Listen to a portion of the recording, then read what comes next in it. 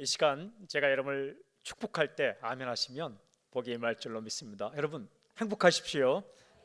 성령 충만하십시오. 아멘. 지난주까지 요한복음을 통해서 우리가 말씀을 들었습니다. 오늘부터는 7주 동안 하나님의 선물이라는 주제로 메시지를 선포하겠습니다. 당신이 이 땅에서 풍성하고 아름다운 인생을 살 수 있도록 하나님께 주시는 선물들이 있습니다. 제가 7가지로 정리를 했습니다. 이렇습니다.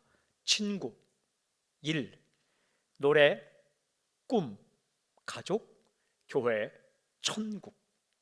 아주 소중한 것들입니다. 오늘은 첫 번째 선물, 친구에 대해서 말씀을 선포하겠습니다. 우리가 읽은 잠언 27장 17절 말씀, 이렇게 말씀하십니다. 다시 한번 함께 읽겠습니다. 시작. 철이 철을 날카롭게 하는 것 같이 사람이 그의 친구의 얼굴을 빛나게 하느니라. 쇳덩이를 어떤 모양으로 만들고 또 쇳덩이에 날을 세우기 위해서는 흙으로 쳐서 만들 수가 없다는 겁니다. 나무로 쳐도 안 된다는 겁니다. 쇠로 쳐야 쇠의 모양을 만들고 쇠의 날을 세울 수 있다라고 말씀하시죠. 마찬가지입니다. 사람은 어떻게 모양이 갖추어져 가는가? 사람은 어떻게 지혜의 날이 서고 명철의 날이 서고 성품의 날이 아름답게 서 가는가? 친구를 통해서 그렇게 된다는 말씀이죠. 철이 철을 날카롭게 하는 것 같이 사람이 그의 친구의 얼굴을 빛나게 하느니라. 새 번역은 이렇게 번역하고 있습니다. 쇠붙이는 쇠붙이로 쳐야 날이 날카롭게 서듯이 사람도 친구와 부대껴야 지혜가 예리해진다. 그만큼 누구에게나 친구가 필요하다라는 말씀입니다. 아주 한참 전에, 정확히 말씀드리면 2006년도에 제가 만났던 한 사람이 했던 말을 제가 정확하게 기억합니다. 그의 이름은 고든 맥도날드입니다. 목사님이십니다. 어떤 책이 100만 부 이상 팔리면 굉장히 많이 팔린 겁니다. 밀리언셀러라고 하죠. 기독교 서적 가운데 내면 세계의 질서와 영적 성장이라는 책이 100만 부 이상이 팔렸습니다. 그 책을 쓴 사람이 바로 고든 맥도날드 목사님이십니다. 그가 한국에 왔습니다. 그리고 목회자들을 대상으로 세미나를 하게 되었습니다. 그 자리에 제가 있었죠. 강의가 끝난 이후에 질문과 응답 시간을 가지게 되었습니다. 몇 가지 질문이 있었는데 지금까지 또렷하게 남아있는 질문과 대답이 있습니다. 강의가 끝난 이후에 어떤 목사님 손을 들고 질문을 했습니다. 고든 맥도날드 목사님, 당신이 만일 젊은 날로 돌아갈 수 있다면 가장 하고 싶은 일이 무엇입니까? 다시 젊은 날로 돌아간다면 가장 하고 싶은 일이 무엇입니까? 그가 어떻게 대답했을까요? 이렇게 대답했습니다. 저는 정말 친한 친구들을 만들고 싶습니다. 그는 영적 거장이라 불리우는 사람이었기에 사람들은 거창하고 대단한 대답을 기대했습니다. 저도 어떤 어마어마한 대답이 나올까라고 생각하고 있었는데 그의 대답은 아주 소박했습니다. 마음이 통하는 친구 몇 명을 더 사귀고 싶습니다. 그것이 내가 젊은 날로 돌아가면 하고 싶은 일입니다. 대답은 아주 분명했고 진정성이 느껴졌습니다. 믿음으로 살아가는 데에 끝까지 달려가기 위해서는 친한 믿음의 친구가 있어야 된다라는 말이었습니다. 그의 말이 마음에 남았습니다. 관심이 생겼습니다. 세미나가 끝난 이후에 그가 쓴 저서 중에 영적 성장의 길이라는 책을 읽어보았습니다. 이 책의 내용은 그리스도인으로서 영적인 마라톤, 믿음의 마라톤을 끝까지 잘 달려가기 위해서는 어떻게 해야 할까에 대한 내용이 있었습니다. 5가지 내용으로 말씀하더라고요. 첫째는 결승선을 향해 힘차게 달려라. 힘차게 결승선을 향해 달려라. 두 번째는 인생의 큰 그림을 보라. 작은 것 때문에 포기하거나 하지 말고 인생의 큰 그림을 보고 달려가라. 세 번째는 과거의 짐을 벗으라. 실수 있죠. 실패가 있죠. 그러나 그 과거에 얽매이지 말고 과거의 짐을 벗고 달려가라. 네 번째는 믿음의 지구력을 가져라. 오래 달려가기 위해서는, 인생은 마라톤인데 오래 달려가기 위해서는 지구력이 있어야 된다. 숨이 턱에 턱턱 찰 때에, 그래도 달려갈 때에 그 위기를 넘길 수 있다. 근데 마지막 다섯 번째가 바로 이것입니다. 맨 마지막이 행복한 소수와 함께 하라. 여기서 행복한 소수는 친구를 가리킵니다. 같이 있으면 행복한 몇 명의 소수, 작은 숫자들의 친구를 만들어라 라는 말씀이죠. 이 친구를 읽어가는 이 부분을 읽어가는데 이런 내용이 나왔습니다. 소제목이 이렇습니다. 함께 뭉구적거릴 행복한 소수를 만들라. 우리말에 뭉구적거리다라는 것은 별 특별한 이슈가 없는데 그냥 모여서 있는 것, 그래서 뭉구적거린다라는 것이죠. 영어로는 너들이라고 되어 있습니다. 제가 이 부분을 짧게 인용을 해보겠습니다. 한국어로 번역된 책 가운데 254페이지, 255페이지에 있는 글들입니다. 논문은 아니지만 제가 정확한 출처를 좀 밝히고 몇 군데를 읽어보도록 하겠습니다. 이런 내용입니다. 당신의 삶에서는 누가 행복한 소수인가? 행복한 소수는 궁극적으로 말해 우리가 함께 죽고 싶은 사람들이다. 황량함 한가운데에서 무덤까지 함께 걸어갈 행복한 소수는 꼭 있어야 한다. 커피숍에서 우연히 마주치더라도 아무런 부담 없이 커피 한 잔 할 수 있는 사람들. 우리가 세상을 떠날 때 구경꾼이 아니라 정말 가슴 깊이 슬퍼하면서 장례식에 참석할 사람들이다. 20년 전 나는 진정한 친구가 없는 내 모습을 냉철하게 돌아보고 내 장례식에 누가 올지 상상해 보았다. 적지 않은 조문객이 몰리기는 하겠지만 정말 가슴 깊이 슬퍼할 사람이 누구일지 떠올리기가 어려웠다. 내가 함께 뭉구적거렸던 사람들일 텐데 그때까지 나는 별로 뭉구적거려 본 적이 없었던 것이다. 예수님도 뭉구적거리셨다. 예수님은 제자들과 함께 그렇게 뭉구적거리셨고 그들을 통해 그 모든 일을 이루셨다. 이런 내용이 나와 있었습니다. 뭉구적거리다라는 것은 별다른 이슈가 없어도 시간을 함께하는 사람들, 그냥 제가 이렇게 번역하고 싶은데 그냥 좋아서 함께 있는 사람, 그런 사람이 필요하다는 겁니다. 그 사람이 친구이고 인생을 살아갈 때 꼭 그런 친구가 필요하다는 말씀이죠. 다시 젊은 날로 돌아간다면 그런 친구를 만나고 싶다는 그의 이야기가 한층 잘 이해가 되었습니다. 이런 일 저런 일 겪은 이후에 인생을 돌아보면서 진짜 친구의 소중함을 그가 깨달은 것이죠. 여러분 그렇습니다.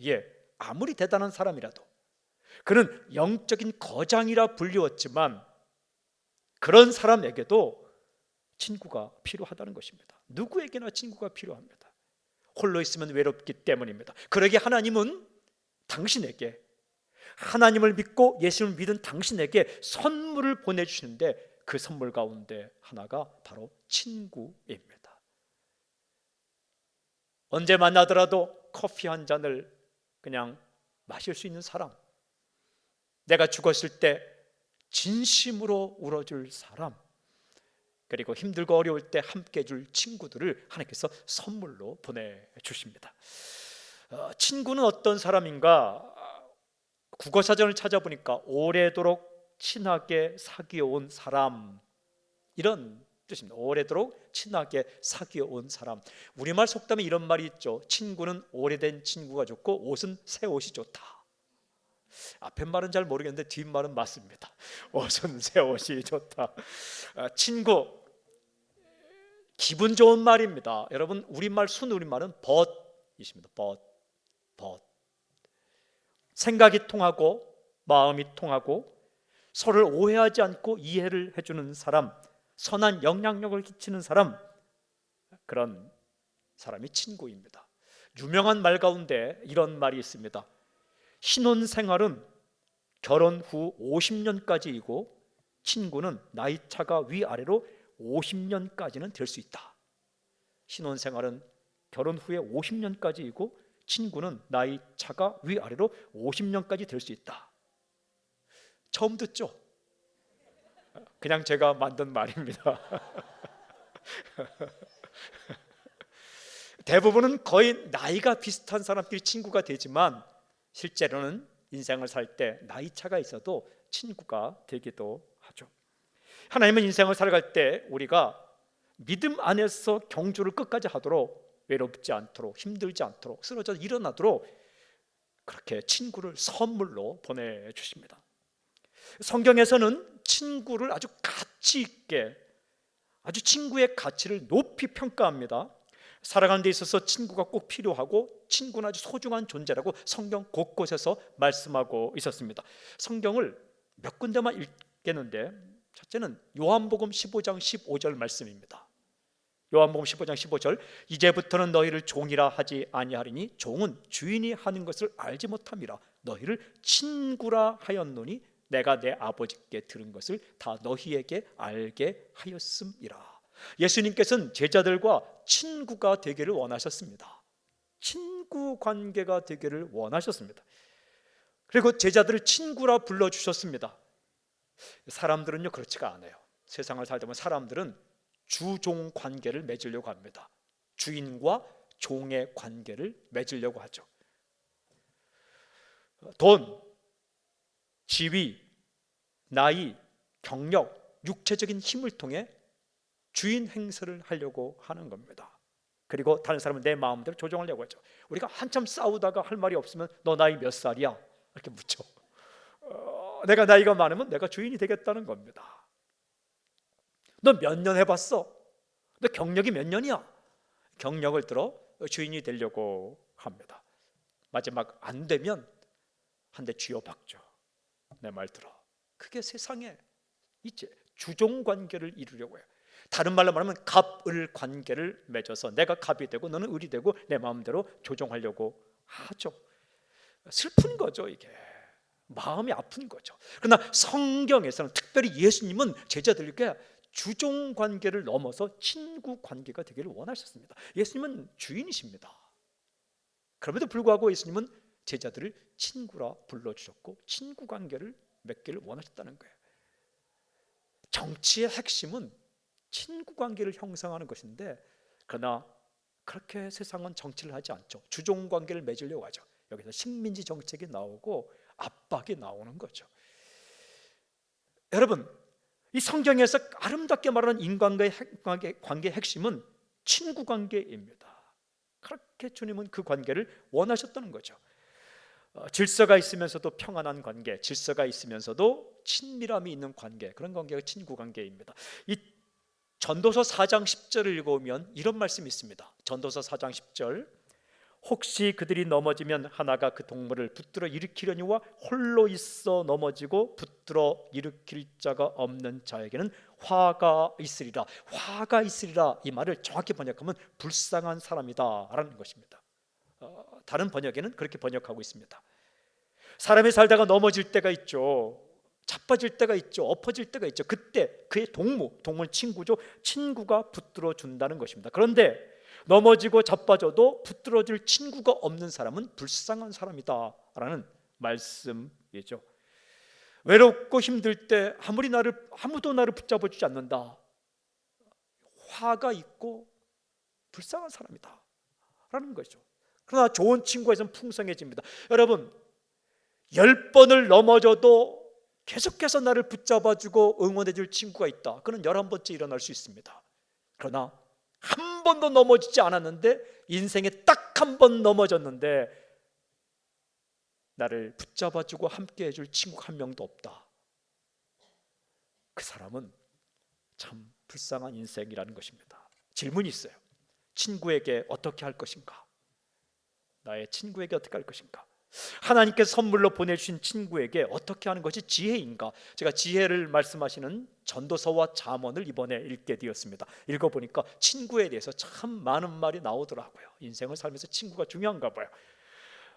성경 말씀에 친구를 대하는 법이 여러 가지로 나와 있었는데, 그 중에 제가 딱 2가지를 말씀드리겠습니다. 이 2가지의 요약을 해서 말씀드립니다. 첫째는 어려울 때 버리지 말라, 이렇게 말씀하세요.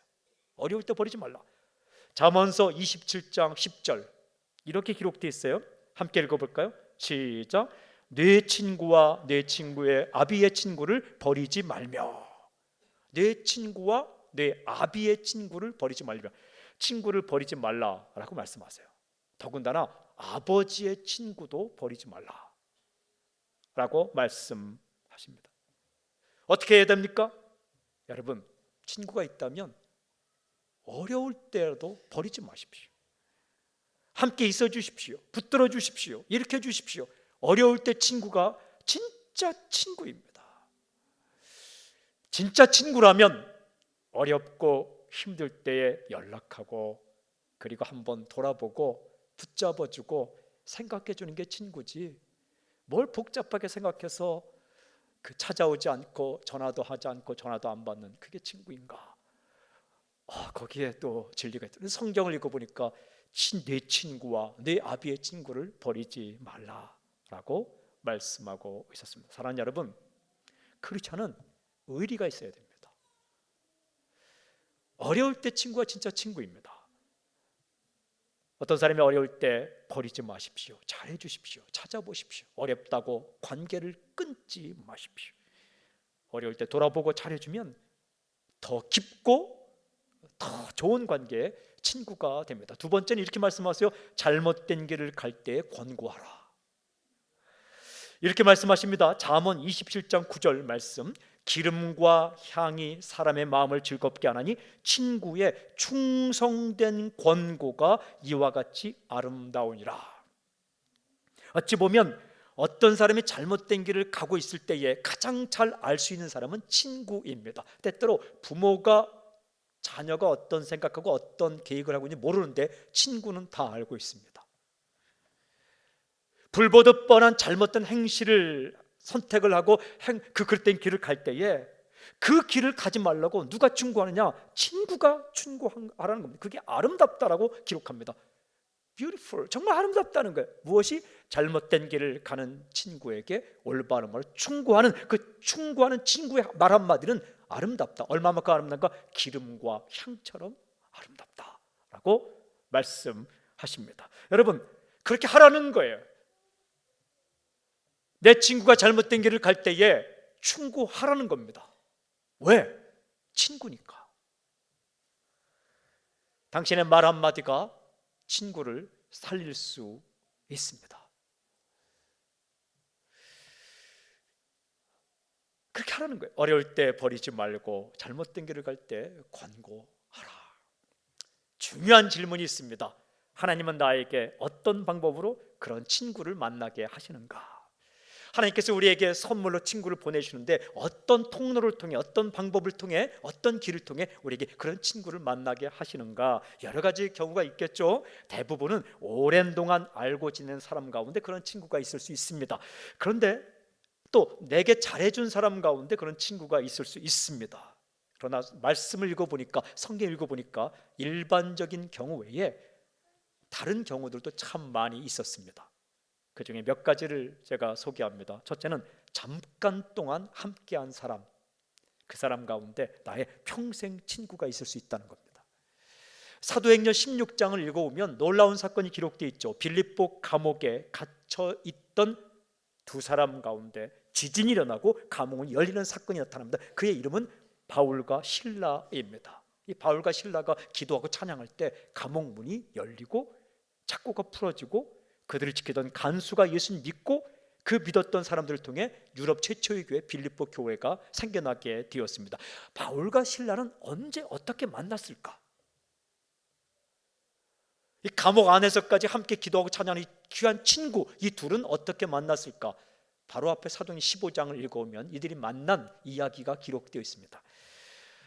본래 바울은 안디옥에 있었는데 바나바와 함께 예루살렘에 올라가게 되었습니다. 중대한 결정할 일이 있었는데 예루살렘에 올라가서 결정하고 안디옥으로 다시 돌아옵니다.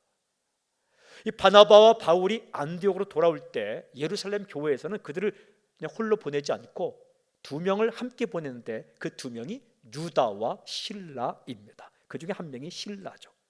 그들은 예루살렘에서 안디옥으로 내려올 때 함께 내려왔습니다. 짧은 동안. 그런데 그 여행 동안 이 바울과 실라가 친해진 것입니다.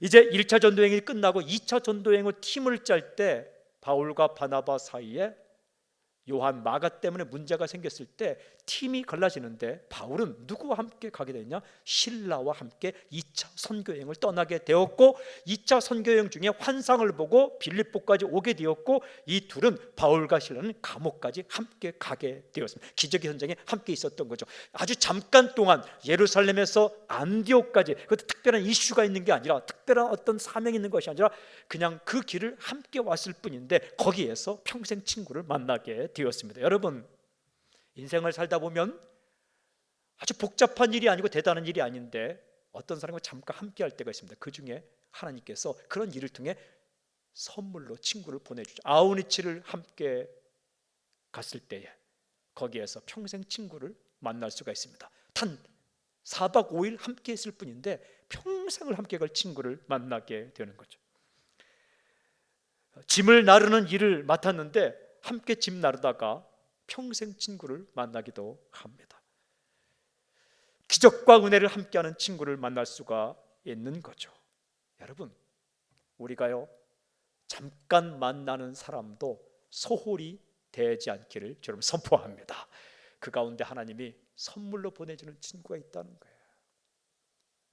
평생을 만나도 처음 만난 것처럼 예의를 갖춰 대해주시고 처음 만난 사람에게도 10년을 만난 사람처럼 아주 다정하게 편안하게 그렇게 대해줄 때 하나님은 그런 일을 통해서, 그 작은 일들을 통해서 당신에게 선물로 친구를 보내주십니다. 두 번째는 부담스러운 사람. 제목이 부담스럽죠. 부담스러운 사람 가운데 당신의 평생 친구가 있을 수 있습니다. 사무엘서를 읽어보면 아주 친한 친구가 나옵니다. 다윗과 요나단입니다. 피를 나는 형제보다 아주 친한 친구가 다윗과 요나단입니다. 그러나 조금 더 생각해 보면 이 둘 사이는 굉장히 부담스러운 사이입니다. 요나단은 사울 왕의 아들이죠. 여러분, 사울 왕이 누구입니까? 다윗을 죽이려고 평생 따라다닌 사람입니다. 다윗에게 요나단은 그럼 누구입니까? 자기를 죽이려는 사울의 아들이 요나단입니다. 원수 집안입니다. 요나단에게 다윗은 누구입니까? 자기 아버지가 그렇게도 죽이려고 하는 사람입니다. 이게 이 조건 자체가, 상황 자체가, 배경 자체가 굉장히 부담스러운 관계입니다. 그런데 이 둘은 둘도 없는 평생 믿음의 친구가 되었죠. 살다 보면 정말 이 그냥 존재 자체가 나의 부담인 사람들을 만날 때가 있습니다. 삶의 스타일이 다른 거예요. 어떤 사람은 집안을 그냥 어지러 높여야, 그냥 어지러 놔야 편한 스타일이 있습니다. 어디 있는지 잘 찾아서 또 하죠. 이렇게 책도 그냥 쌓아 놓습니다. 신기한 건 어디 있는지 다 찾는 거죠. 근데 그걸 꼴을 못 보는 사람은 있습니다. 또 이렇게 다 정리해야죠. 그럼 우리는 무조건 밀어냅니다. 너는 내 스타일이 아니야. 그런데요, 그 사람 가운데 평생 친구가 있을 수 있다는 거예요. 사랑하는 여러분, 삶의 배경이 다르다고, 삶의 출신이 다르다고, 삶의 스타일이 다르다고, 취미가 다르다고 어떤 사람을 무조건 밀어내지 마십시오. 잘 이렇게 길을 가다 보면 평생 친구가 있을 수가 있습니다. 여러분, 다윗과 요나단이 그랬습니다. 나와 다르다고 무조건 밀어내지 마십시오. 어떤 한 팀이 되었을 때, 한 순이 되었을 때, 한 곳에 같은 일을 하게 되었을 때 최선을 다해 있는 동안 잘해주시면 그 가운데 평생 친구 있죠. 마지막 세 번째는 역시 오랜 세월을 함께한 사람입니다. 오랜 세월을 함께한 사람. 하나님께서 선물로 보내신 친구 중에는 가장 많은 경우는 오랜 세월을 함께한 사람입니다. 여러분, 예수님을 생각해 보시죠. 예수님은 제자들과 시간을 참 많이 함께 보냈습니다. 많이, 그리고 함께. 여러분, 아주 쌈박하게 모임을 갖고 헤어진 후에 다시 만나서 칼같이 시간 체크하면서 만나신 게 아닙니다. 예수님은 아주 쌈박하게 만나서 오늘의 일정은 이렇다, 그리고 칼같이 이제 끝, 취침, 이렇게 하시지 않았습니다. 그냥 함께 먹고 함께 자고 함께 길을 걷고 함께 웃고 함께 어려움도 겪고 함께 많은 이야기도 나누면서 그렇게 시간을 많이 가지셨습니다. 제자들이 엉뚱한 이야기할 때도 그 주제를 가지고 한참 이야기를 하셨습니다. 고든 맥달드 목사님이 이런 것을 뭉구적거렸다라고 표현을 하는 거죠. 왜 그렇습니까? 그게 중요하기 때문에 그렇습니다. 봄, 여름, 가을, 겨울이 있으면 사람은 봄, 여름, 가을, 겨울을 다 겪어봐야 어느 정도 압니다. 이 봄 날씨에 보였던 성품하고 여름 날씨에 보였던 성품이 다를 수가 있습니다.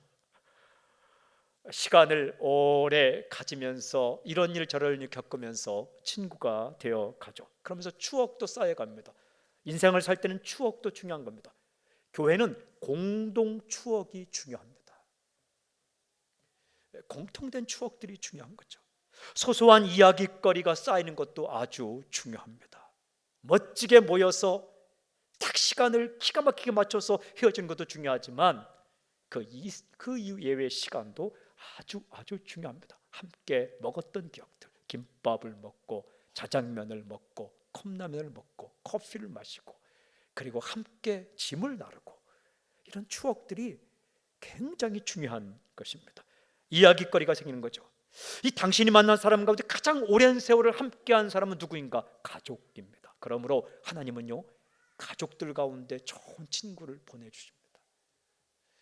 가족이란 주제로 다음에 또 말씀을 선포하는 기회가 있지만 여러분, 이 가족이 친구입니다. 남편과 아내는 처음에 친구로 만나죠. 그러다 부부가 되죠. 한참을 살아가다 보면 다시 친구처럼 살게 되는 거죠. 친구 같은 가족. 이 보면은 엄마와 딸이 친구처럼 참 이야기를 많이 나누는 모습, 그 굉장히 중요한 겁니다. 어떨 때는 엄마와 딸이 평생 친구가 됩니다. 아버지와 아들이 평생 친구처럼 되는 거죠. 목회자와 성도도 오래 함께 시간을 같이 하다 보면 좋은 친구 관계를 형성할 수 있습니다. 목회자와 성도는 주종 관계가 아닙니다. 갑을 관계도 아닙니다. 친구 관계죠. 예수님이 원하셨던 그 관계. 저의 소망은 친구 같은 목회자가 되는 겁니다. 함께 일하는 사역자들과도 친구가 되기를 원합니다. 저보다 나이 어린 사람은 손해봤다 생각하겠지만 그래도 저는 친구처럼 지내고 싶은 마음입니다. 함께 사역하는 목사님, 전도사님, 그리고 함께 우리 예배드리는 성도들과 친구 관계가 되었으면 좋겠습니다. 여러분, 이 주변에 있는 교회와도 우리는 친구 관계입니다. 경쟁 상대가 아닙니다. 정치의 핵심은 다른 나라와 외교의 핵심은 친구 관계를 맺는 겁니다. 프렌십, 우정 관계를 맺는 게 정치의 핵심인데 이게 비뚤어지면 어떻게? 주종 관계를 맺으려고 거기서 식민지 정책이 나오는 겁니다. 침략 정책이 나오는 겁니다. 굉장히 무서운 거죠. 주님께서 꿈꾸셨던 관계, 친구 관계, 시간이 흘러가면서 저는 이 관계가 깨어지지 않았으면 좋겠습니다.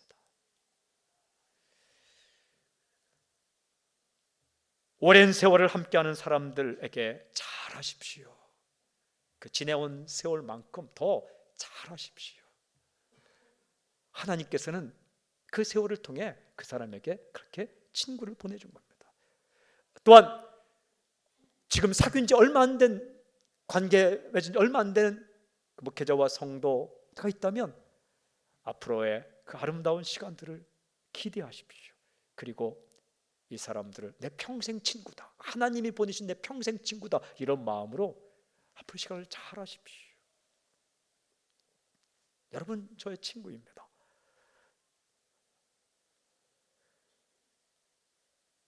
하나님께서는 우리가 이 땅 가운데 눈물이 있고 슬픔이 있고 애통함이 있고 문제도 있고 가슴 떨릴 일도 있고 가슴이 뚝 떨어지는 일도 있을 수 없이 많은 순간들 가운데 외롭지 않도록, 혼자 힘들지 않도록, 넘어지고 자빠지고 엎어졌을 때 홀로 엎어진 상태로 눈물 흘리지 않도록 일으켜 세워주고 붙들어주고 보듬어주고 안아주고 그리고 용기를 주도록 친구를 선물로 보내주십니다. 잠깐 만난 사람 가운데도 그런 평생 친구가 있을 수 있고, 오래 만나는 사람 가운데 친구가 있을 수 있고, 부담스러운 관계 가운데 친구가 있을 수 있고, 어느 날 내가 힘들고 어려울 때 따뜻한 품으로 내게 다가왔던 사람 가운데 하나님이 보내주신 친구가 있을 수 있습니다. 저는 오늘 선포합니다. 두 가지를 선포할 때 여러분 믿음으로 아멘 하시면 당신의 인생 가운데 사건으로 일어날 것입니다. 첫 번째, 누군가의 좋은 친구로 살지어다. 두 번째, 좋은 친구를 만나는 복이 있을지어다. 두 번째가 더 아멘이 크군요. 다시 한번, 좋은 친구를 만나는 복이 있을지어다. 누군가의 친구로 살아가는 복이 있을지어다. 아멘. 그렇게 행하실 주님을 찬양합니다.